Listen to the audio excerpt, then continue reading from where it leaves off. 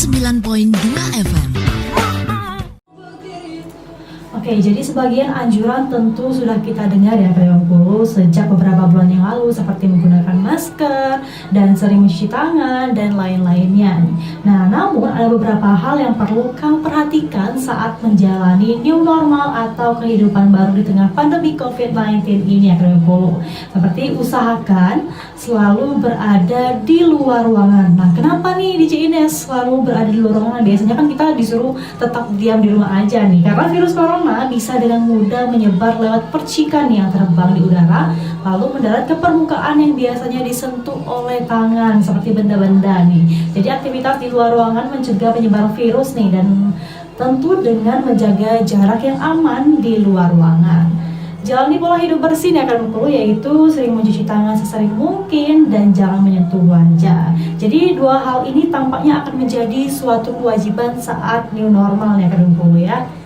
Pakailah masker Akrimku. Jadi memakai masker dengan diwajibkannya dari pemerintah Akrimku dimanapun ketika kamu keluar rumah, dan alasan utamanya adalah untuk mencegah penularan dari orang yang memakai masker kepada orang lain, seperti orang yang positif tapi tidak tanpa adanya gejala Akrimku. Jadi jika kamu memakai masker, maka lebih kecil nih kemungkinan untuk kamu terkena virus corona.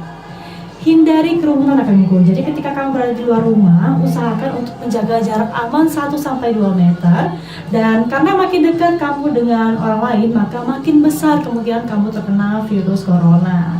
Jadi jangan sembarangan menyentuh benda nih. Jadi jika kamu keluar rumah, hindari menyentuh benda-benda yang berada di tempat umum seperti gagang pintu, eskalator, tombol lift dan lain-lainnya. Karena kamu bisa menggunakannya dengan perantara nih, seperti misalnya tisu dan lain-lainnya. Jadi kalau cara mencegah COVID-19 ini sebenarnya tidak jauh berbeda ya dengan hal apa yang harus kamu perhatikan saat new normal diberlakukan. Tergolong simpel sebenarnya beberapa tindakan yang harus kita ikuti, tetapi tinggal dari kesadaran diri kita sendiri. Apakah kita sayang dengan kita dan keluarga kita sendiri, maka dari itu kita harus menerapkannya. Oke, dari informasi yang bakal saya sampaikan kali ini akan berpuluh, yaitu mungkin ya masih banyak nih hal-hal tentang virus corona yang belum kamu ketahui secara pasti kebenarannya, dan membuat beberapa orang mudah percaya dengan informasi yang disampaikan terkait COVID-19. Jadi akan berpuluh bagaimana sih cara membedakan berita fakta dan hoax yang beredar di media sosial, yaitu hati-hati dengan judul yang provokatif. Jika ada judul yang provokatif dan bombastis nih, biasanya bertujuan untuk menarik perhatian dan membangkitkan emosi pembaca. Lihat juga format penulisannya. Jika menggunakan banyak huruf kapital yang berlebih dan tidak sesuai dengan kaidah penulisan berita, bisa jadi berita tersebut tergolong hoax nih.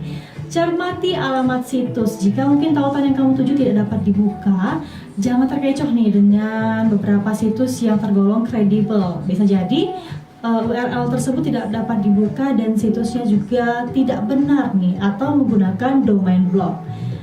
Periksa faktanya akan 20. Jadi saat menerima sebuah berita, cari tahu dulu nih dari mana sumbernya, apakah dari institusi resmi atau bukan.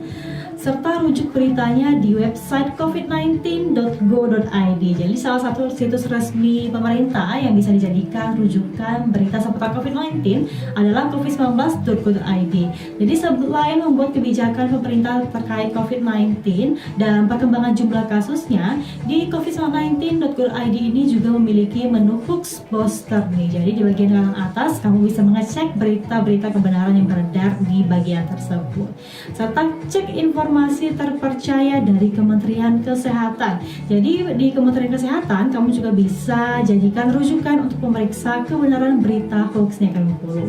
Nah sekarang kamu bisa membedakan ya mana berita yang real kebenarannya atau hoax yang sekadar menakut-nakuti nih, atau memang menjatuhkan beberapa pihak.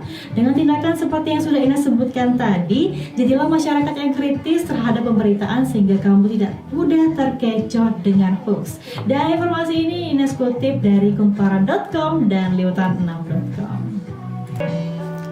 Selamat kepada FM Radio Suara Nip, radionya Bengkulu, Akademi Bengkulu. Semoga informasi yang Ines berikan dari part 1, part 2, dan part 3 mengenai COVID-19 ini bisa bermanfaat buat kamu semuanya. Dan jangan lupa diterapkan juga ya. Semoga kita selalu dalam keadaan sehat, Akademi Bengkulu.